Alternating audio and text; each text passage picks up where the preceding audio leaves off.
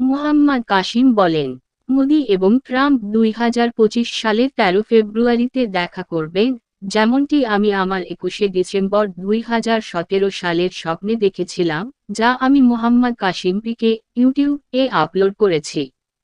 আপনি আপনার স্বপ্নে কি দেখতে পান?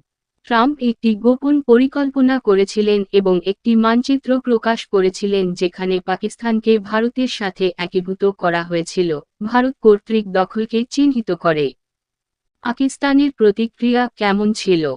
আমি লোকদের সতর্ক করেছিলাম, কিন্তু তারা আমাকে উপেক্ষা করে বলেছিল, আমাদের সেনাবাহিনী শক্তিশালী।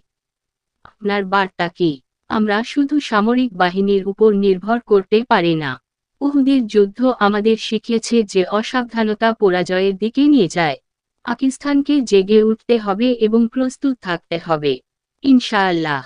আরও তথ্যের জন্য অনুগ্রহ করে আমাদের ওয়েবসাইটে যান।